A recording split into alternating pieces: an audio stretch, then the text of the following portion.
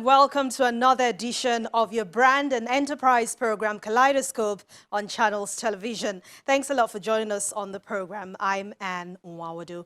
On the show today, we have a chat with the head Oando Foundation, Adegoke, highlighting the impact the organization has made in Nigeria's education sector.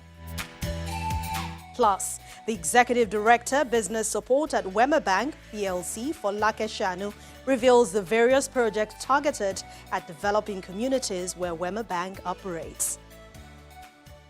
Once again, welcome to the program. Oando Foundation is the philanthropic arm of the oil and gas company Oando PLC. Let's tell you more about the foundation. Oando PLC is one of Africa's leading energy solution providers with a proud heritage. It has a primary listing on the Nigerian Stock Exchange and a secondary listing on the Johannesburg Stock Exchange, with shared values of teamwork, respect, integrity, passion, and professionalism.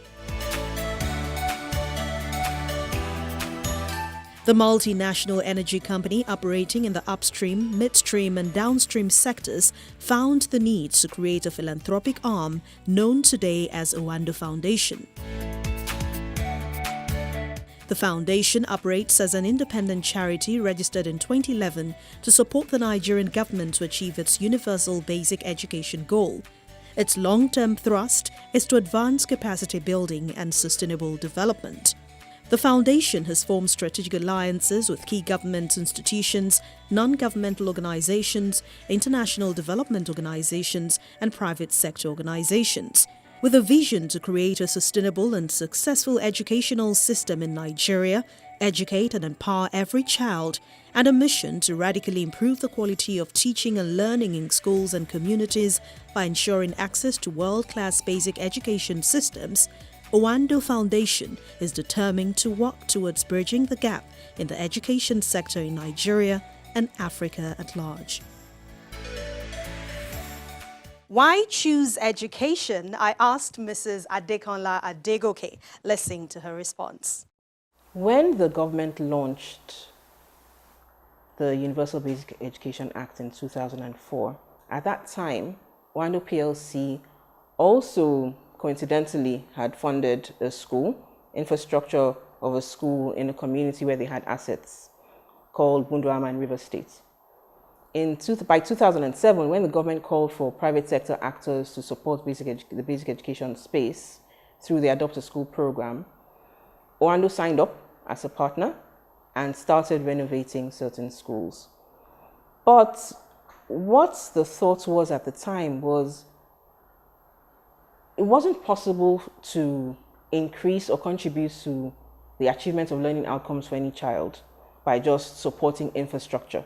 So the group decided that we would set up a foundation dedicated to basic education. So 80% of the foundation's work would be to support the Nigerian government achieve its basic education aim, and 20% would be focused on some of the portfolio called special projects. A survey conducted by the United Nations Children's Fund puts the number of out-of-school children in Nigeria at over 13 million, and that's the highest in the world. What is the foundation's strategy in helping reduce this number? Over the past 3 years, the foundation has succeeded in mobilizing, working with communities to mobilize and enroll over 60,000 out-of-school children across the schools where we work. Currently, our signature program, the Adopt a School program, so we create conducive environments for children, infrastructure rehabilitation and new builds to ensure that we have proper spacing in the public schools where we work. We also have water supply and sanitation facilities installed, as well as solar-powered ICT centers. We have about 39 solar-powered ICT centers across the 88 schools where we work. We have partnered with various people or various organizations to transit children, out-of-school children, sometimes, in most cases, internally displaced children, from non-formal education centers into formal education in our schools. We also have a program or sub-program to build the capacity of the teachers within our schools. There's a program for head teachers where they understand what school governance is, what classroom management techniques are, how they can support the effectiveness of the class teachers. We have another program for the classroom-based teachers that deals with their subject and content knowledge, deals with how they instruct or guide students within classes, how they elicit the responses from those students, as well as improvise teaching and learning material. So we actually have donated over 10,000 teaching and learning materials across the schools where we work. However, we also know that in certain instances, this might not be enough. And teachers have to learn how to improvise using card or whatever they can find in the natural environment to make the classes more interesting for the children. Again, there's a policy from 2004 that talks about, or that states how early childcare classes in Nigeria should be run. And what we've tried to do is ensure that the teachers understand how children at that age can learn through their senses or through colors. Schools and ICT centers, in certain instances, are repositories for information on the school population. So their school, their performance rates, retention rates, transition rates. The teachers themselves learn how to deploy their curriculum using education technology. And in certain instances, what we've also done is supported coding clubs across some of our schools. We also have a program for accelerated literacy. And to achieve your set goals, healthy partnerships are very important. How is the foundation engaging your stakeholders, and who are your stakeholders? How are you engaging them to help scale up and increase the sustainability of your programs? Our key partner is Oando PLC.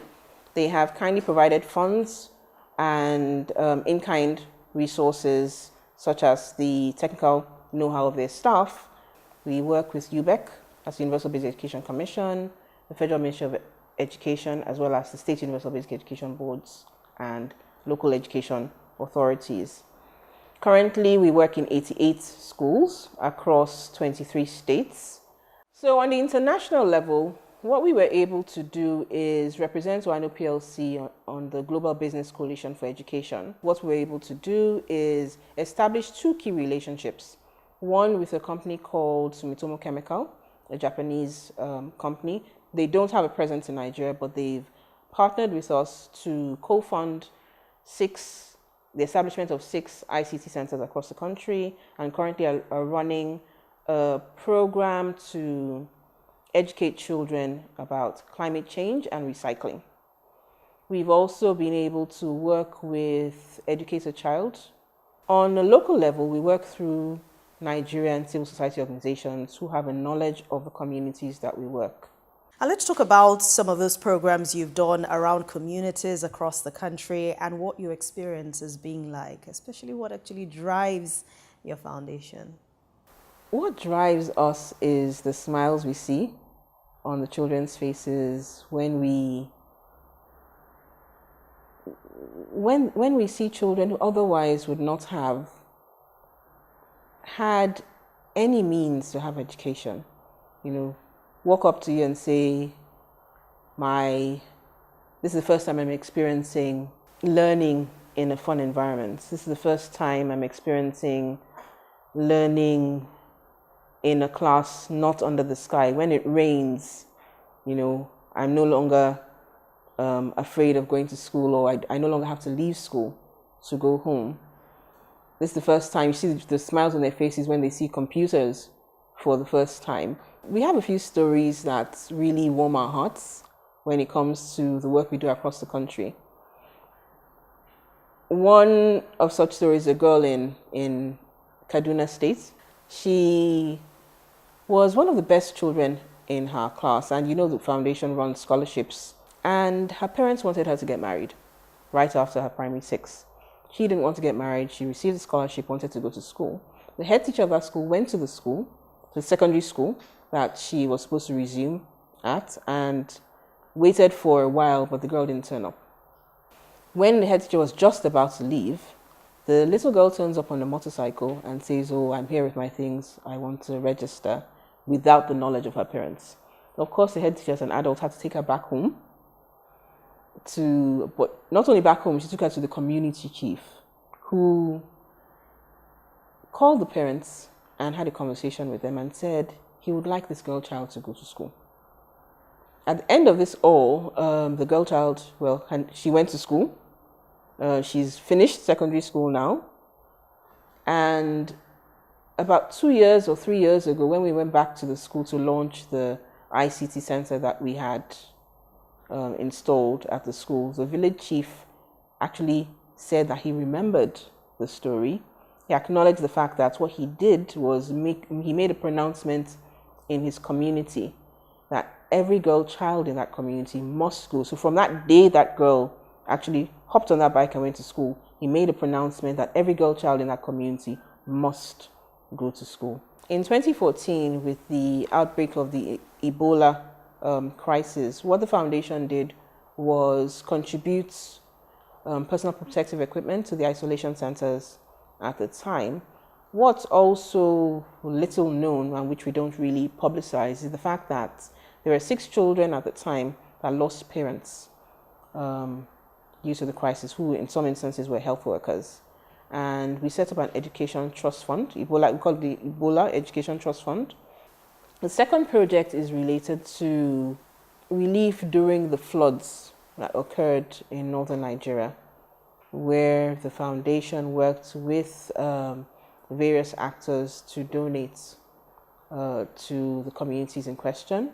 With your experience in over 10 African countries, the United States, UK, Bangladesh, and many other parts of the world, do you think that the Nigerian government is paying enough attention to education in the annual budget? Education is extremely important, yes. Health is important, transport is important, agriculture is important as well. So there are competing priorities. I think what we should talk about is if the monies that are being allocated to the sector, so for instance, this year was 6.7% of the total budget, are actually being spent effectively and optimally. I'll give a few examples. So in England, you have £5,000 allotted to a child in primary school. You have about £6,200 to a child in secondary school. In Sweden and Finland, the annual budget per child for education is about $10,000. What these countries have also done is related or correlate, or they can correlate the learning outcomes and the educational trajectory of that child to the amounts that they have budgeted. In Nigeria, it's slightly different. We have the Universal Basic Education Intervention Fund that is funded with 2% of consolidated revenue. In February this year, what the Executive Secretary stated was that 73 billion naira of those funds hadn't been accessed. So on one hand, we would say that the funds are there, they just need to be accessed timely. Going forward, what plans do you have to ensure that by the year 2030, your organization is able to achieve the United Nations Sustainable Development Goal 4, which is about bridging the gap in the education sector? The COVID-19 pandemic, as well as the subsequent recession, has succeeded in seemingly eroding the progress that has been made in the basic education space over the past few years. Over the next few years, what we would do is launch a grant for innovation around education technology, trying to improve teacher effectiveness, literacy and numeracy for children. We would also intensify our work on the private sector advisory group for the SDGs, where we lead on the basic education subcluster, galvanizing private sector actors to further collaborate in the basic education space. When Kaleidoscope returns, we'll find out how Wema Bank is contributing its own quota to health development. Stay with us.